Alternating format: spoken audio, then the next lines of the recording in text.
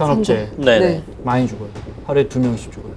오늘 또 통계적으로 보면 2명 이상 죽어요. 아무리 조심해도 확 사고 나는 건 못 막는다. 근데 우린 너무 많이 죽어요. 우린 주로 추락, 끼임 사고로 죽어요. 전형적인 후진국형. 건설 현장에서 계속 늘어나요. 왜 그럴 것 같아요? 선진국은 이런 걸 못해요. 절대 못해요. 우리 위원장께서 준비한 거 한번. 저는 산재예요.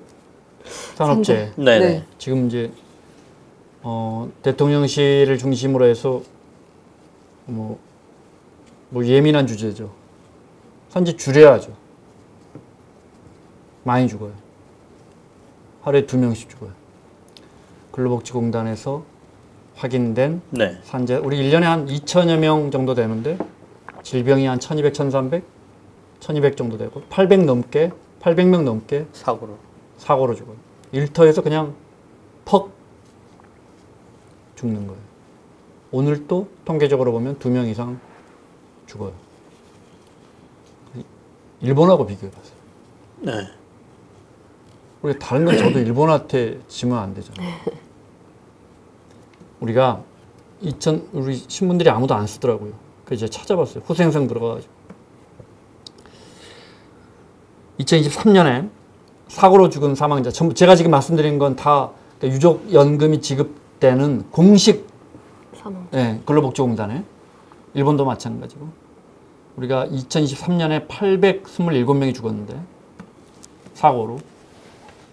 일본은 우리보다 인구하고 경제 규모가 당연하죠. 우리 1인당 GDP가 똑같으니까 인구 딱 곱하면 인구가 2.4배니까 GDP도 2.4배 딱 나오죠. 그러니까 우리가 800명이 죽는다 치면 일본은 한 1,800, 1,900명 정도가 나와야 돼요, 숫자가. 똑같은 산업 현장에서 1년에 사망자가. 같은 해 일본은 755명이에요. 우리보다 덜. 우리보다 더 적어요. 네네. 우리가 827명이라고 그랬잖아요. 우리가 이거 관련해서 우리가 기업에 계신 분들한테 뭐 그냥 지나가는 말이겠죠. 이게 기업의 인식 수준을 나타내는 거라고 생각하지 않지만 기업에 계신 분들이 자주 하는 이야기가, 또는 우리도 마찬가지, 일반 대중도. 근데 사람 있잖아. 아무리 조심해도 확 사고 나는 건 못 막는다. 아무리 해도 건설 현장에서 사람 죽는 거 어떻게 막냐. 선진국도 다 죽어. 근데 우린 너무 많이 죽어. 우린 주로 추락, 끼임 사고로 죽어요. 전형적인 후진국형이에요. 그다음에 점점 이상하게 우리 전체 사망자 수가 잘 안 줄어요. 줄긴 주는데 특히 건설 현장에서 계속 늘어나요. 왜 그럴 것 같아요? 건설 현장에서 사망자 수가 자꾸 늘어요. 이렇게 중대재해처벌법처럼, 중대재해처벌법이라는 게 사실 기업이 잘못했으면, 그러니까 법인이 잘못했으면 법인을 처벌해야 되는데 안 되겠다. 대장 나와. 대장 형사처벌할게. 이게 이제 중대재해처벌법이잖아요. 사실 원칙에 맞지 않죠. 근데 사망자 왜 늘어날 것 같아요?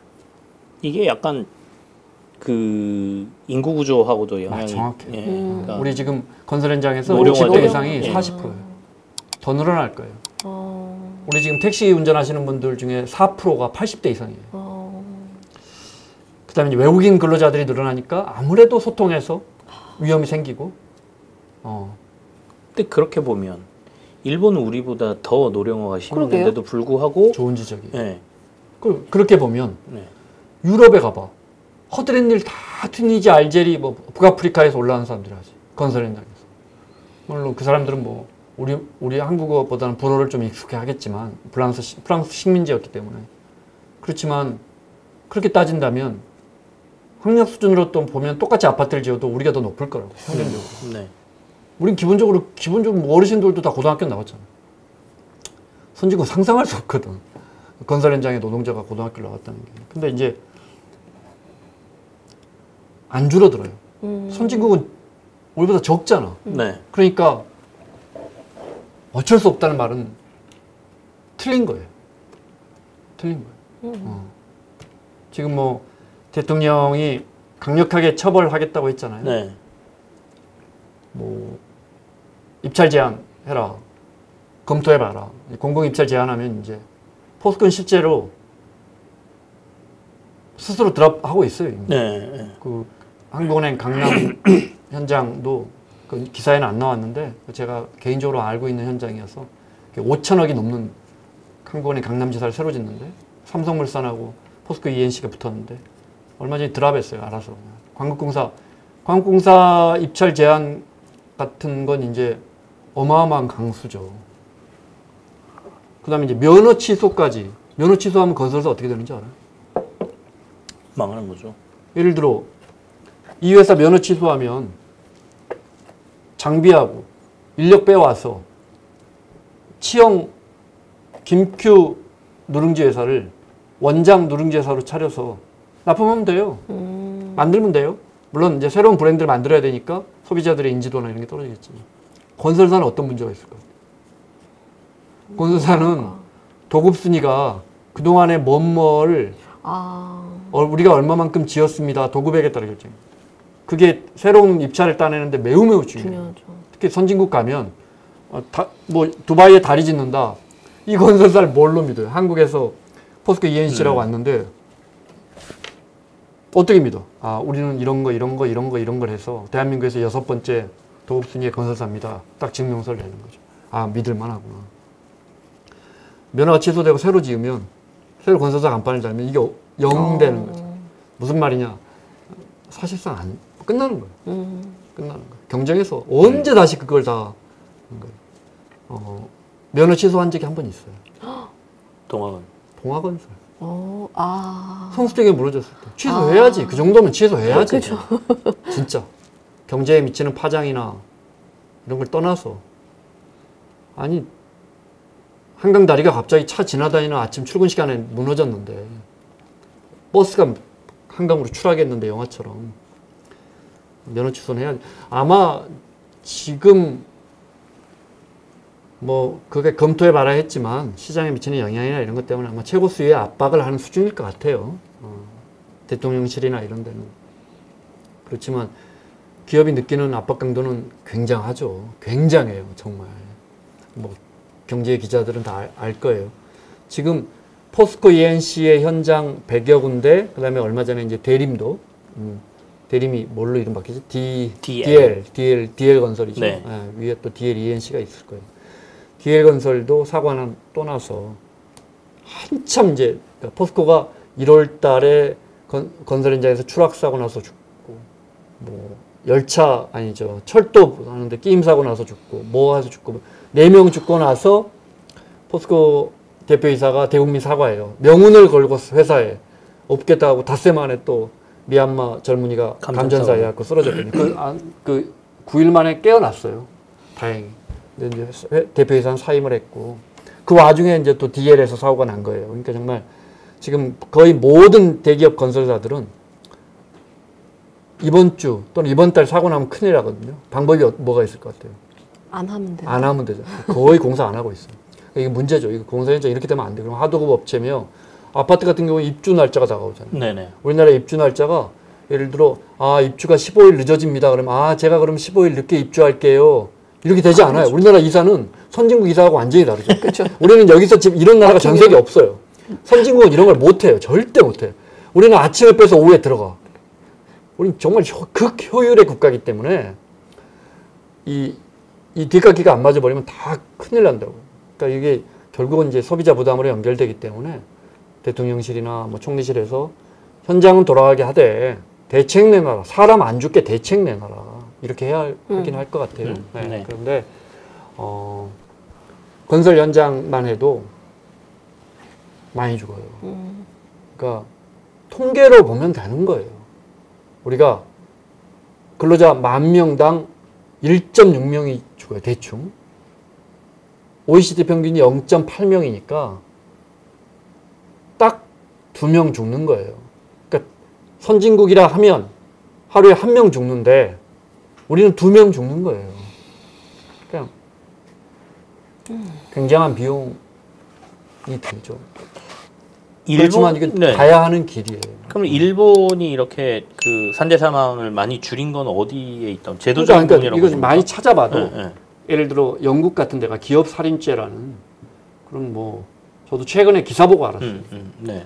그 이제 기업에게 살인죄를 부여하는 기업이 어떻게 살인을 해? 사람이 아닌데 살아있는 인격체가 아닌데 그만큼 이제 강하게 안전 의무를 부주의해서 중대재해가 났을 때 살인죄에 준하게 법인을 처벌하겠다. 이런 강한 처벌 의사가 있는데 선진국은 우리보다 처벌이 강해서 사람이 안 죽는다?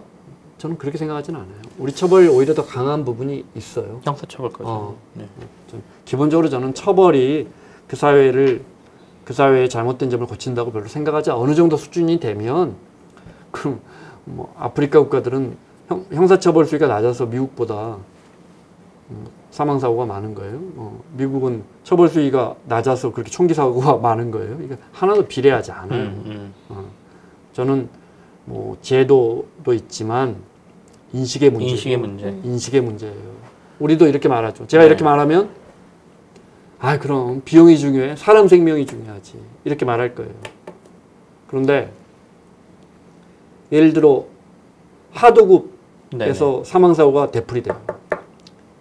그래서 두 번째 사고 난 중대재해를 보면 43%가 하도급 업체의 근로자가 죽어요. 하도급을 안 하고 원청이 하면 비용이 늘어나요. 그러다 우리가 부담하는 거예요. 이렇게까지 말하면 그래도 아마 국민분들은 그래도 부담해야지. 사람이 죽잖아. 이렇게 말할 거예요. 그럼 제가 이렇게 한번 박사님께 여쭤볼게요. 미국에 살다 오면 살아보셨잖아요.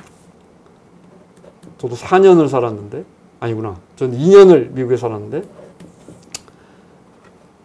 갑자기 이렇게 조지 워싱턴 브릿지 같은 데서 공사를 하면 맨날 낮에 한다고. 네. 우리나라 사람 난리 나죠. 민원 넣고 이렇게 대낮에 공사. 밤에 하면 비용이 밤에 근로자가 다치면 미국은 소송이 흔한 나라라 고용처를 향해서 엄청나게 소송을 세게 해서 밤에 일하다가 내가 무릎이 깨졌다. 1억씩 받아간다, 미국 사람들. 낮에 한다고요. 그럼 우리가 낮에 공사를 주로 한다. 88이나 강변이 낮에 공사해서 한번 막혀봐요. 이게 우리가 생각보다 훨씬 비용이 커요. 근데 그 비용을 감당을 해야 되는 거예요. 안 그러면 계속 죽는 거예요. 그러니까 이게 좋은 예가 요즘 이제 하도 산재 사고에 대해서 뭐 대통령도 그렇고 정부가 강하게 얘기를 하다 보니까 그거 관련된 뉴스들도 많이 나오잖아요. 그 중에 하나 주목했던 게 삼성물산 작업 중지권 그 얘기 요즘 좋은 근로자들이 사례로 요청하면 시행한 지 3년 됐는데, 그러니까 그 작업 현장에 있는 모두가 다 할 수 있는, 그러니까 버튼 작업 중지 버튼 누를 수 있게. 그래서 위험적인 요소가 보이면 눌러라. 그러면 전체 작업이 다 중지되는 뭐 그런 거거든요. 그러니까 중대재해처벌법 나오고 이러면서 그런 것들을 대비하기 위해서 삼성물산에서 시행한 제도인데, 처음에는 사람들이 이거 진짜 눌러도 되나? 해가지고 잘 안 누르다가 3년째 되면서 현장에서 굉장히 많이 활용하고 있다고 하더라고요. 근데 활용하면서 실제로 산재 사망률이 거의 업계에서 제로에 가깝도록 떨어졌으니까. 그러니까 말씀하신 게 이제 그런 게 비용이죠. 모든 것들이 다 아까 생산 라인부터 시작해서 건설 현장도 작업이 중지돼서 쉬는 기간은 기업 입장에서는 비용이 지출되는 거지 않습니까? 그럼에도 불구하고 그걸 감수하면서 그걸 했다. 그러니까 그거는 이제 삼성물산 자체는 형사처벌이나 이런 거에 대한 부분도 고려를 했겠지만, 또 하나는 브랜드의 훼손 이런 것들도 고려를 했을 테니까, 그러니까 그런 게 좋은 사례가 있어서. 그러니까 기업은 비용이죠. 기업이 비용을 아끼려고 하는 건 너무 당연한 거예요. 그런데 사람이 죽어서 나가는 그다음에 브랜드, SPC처럼 브랜드가 깎이는 이런 비용들을 고차원적으로 계산 않기 때문이 아닐까. 반대로 선진국은 왜 그럼 안전에 투자할까. 그 다음에 안전에 투자한다는 게 안전 관련 직원을 더 뽑고, 안전 관련 장비를, 비싼 장비를 사들이고, 안전 관련 뭐 용역을 발주하고, 다 기업은 비용이잖아요. 경제학에서 보면 다 투자예요. 기업이 돈 쓰는 걸 우리가 투자라고 배웠잖아요. 다 투자예요. 그러니까 인식이 바뀌어야 된다. 처벌은 중대재해처벌법 기업들이 굉장히 싫어하죠. 작년까지 이거 경총 자료인데 작년까지 기소돼서 처벌받은 사람 31명이에요. 사람은 그렇게 많이 죽었는데 그중에 실형을 선고받은 사람 4명이에요. 4명. 중대재해처벌법. 그러니까 그 CEO가 거기서 사람이 죽었는데 중대재해처벌법에 대해서 설명해 주려고 그런가 봐요. 한번 들어볼까요? 제가 놀래서 꺼버렸어요. 사람이 시리가 다른데. 예를 들어 작년에 아리셀이라는 그 2차 화성에 전지. 2차 전지, 네. 1차 전지인가 그럴 거예요. 네네. 그 공장에 화재 나서 우리나라 사람 5명 등 23명이 죽거든요.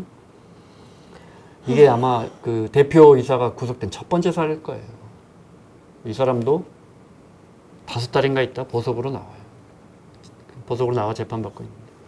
바꿔 말하면 한 23명은 죽어야 가둘 수 있는 거예요. 근데 저는 이마저도 좋은 제도 같지가 않아요. 인식이. 저도 사실 인식 측면에서 저도 잘 모르지만 되게 약간 이것도 연관이 있는지는 모르겠는데요. 전 미국에 있을 때 정말 충격이었던 것 중에 하나가 그 앰뷸런스가 가잖아요. 돌잖아요. 그럼 일단 정지해야 돼요. 일단 다 정지. 스쿨버스 가다가 스쿨버스도 이렇게 딱 접어지거든요. 세이프티 판이. 네. 그러면 그 뒤로 차 못 지나가요. 못 지나가요. 지나가지 못하고요. 이런 게 비용인 거예요. 사회적 비용. 근데 아무도 그 불만 없고 아무도 그런 게 없이 그래 너무 왔으니까. 당연하게 어렸을 때부터 봐왔고 그걸 너무 당연하듯이. 생활 속에 실천하고 있었으니까. 근데 갑자기 지금 안 하다가 우리 보고 하라고 하면 이제 난리가 나겠지만 우리는 성장의 근육이 있잖아요. 어마어마하게 급성장했기 때문에 그 근육이 남달라요. 다른 선진국에. 그 사람들이 1000년, 2000년 동안 발전해 온 걸 우리는 한 50년 동안 발전한 거예요. 그러니까요. 이렇게 남보다 빨리 뛰어가는 게 근육이 새겨져 있어요. 몸 안에. 네. 근데 그걸 잠깐 멈추면서 너 안전을 검토해봐라. 이게 잘 안 서요. 우리는. 본능적으로 이게 잘 안 세워져요. 지금도 무딘 애를 쓰고 있어요. 우리 기업들이. 예를 들어 건설사에 있는 선배들 이야기 들어보면 홍보 담당 부사장인데 목요일마다 맨날 현장 아무데나 무작위로 가야 돼. 새벽에. 바빠 죽겠는데 어젯밤에 기자들하고 술 억수로 마셨는데 가서 아무나 붙들고 물어봐. 심지어 외국인 근로자도 많으니까 어떤 게 문제가 있는 것 같냐? 너 안전에 문제 없냐? 너 소통 잘 되고 있냐? 너 뭐 이게 뭐 이거 차야 되는데 너 왜 그거 안 샀니? 본인이 그 형님 말씀이 본인 이걸 한 1년 했더니 되게 짜증나 죽겠는데 본인이 안전에 대한 인식이 엄청나게 높아졌대. 그래서 남의 건설 현장도 이렇게 가다가 차 타고 지나가 저거 저렇게 하면 안 돼. 저거 떨어져 이러고 간다는 거야. 그러니까 이제 시간이 걸리죠. 그리고 네. 많이 좋아지고 있지만 오늘 또 2명이 죽는다. 이거는 기억해야 돼요. OECD 국가들 중에 우리보다 더 죽는 나라가 딱 4군데 있어요. 멕시코, 에콰도르, 코스타리카, 튀르키예. 그 나머지는 다 우리보다 덜 죽어요. 네. 이것만 기억하면 돼요. 아, 에콰도르도 OECD 국가였군요. 나도 이번에 처음 알았어. 멕시코가 OECD 국가인 건 정말 그렇죠. OECD 국가 중에 그래서 네. 근로시간 제일 높은 나라, 생산성은 제일 떨어지는데 멕시코 한국이잖아요. 이 나라는 살인율이 제일 높고 이 나라는 자살률이 제일 높다니까요. 그래서 이 나라는 화나면 남을 죽이고 이 나라는 화나면 그냥 죽어요. 자기 스스로. 네. 바꿔 나가야죠. 네네. 근데 이게 저도 약간 근원적으로는 한국인의 약간 경쟁 인식이 굉장히 크게 영향을 미쳤다고 생각을 하고 있습니다. 당연하죠. 네. 당연하죠. 어떻게든 생존하고 잘 하고 위해서 어떻게 보면 그게 좀 기저에 깔려 있지 않나까지 생각이 드는데 오늘 여기서 마무리해도 그러니까 될까요? 제가 꼭 드리고 싶은 말씀은 서두에 드렸지만 근데 아무리 조심해도 죽을 사람은 죽어. 선진국은 안 죽어요. 우리보다 훨씬 덜 죽어요. 그러니까 조심하면 안 죽는 거죠. 맞습니다. 바꿔 나가야죠. 네, 맞습니다. 엄청 마음이 무겁네요. 네, 그럼 오늘 여기까지 하겠습니다. 영등포 경제 맛집 다음 주도 봐주세요. 네네. 구독, 알람 설정? 좋아요. 좋아요. 수고하셨어요. 이른바 조떼꾸 알람이라고. 네, 좋대요. 아, 깜짝 놀랐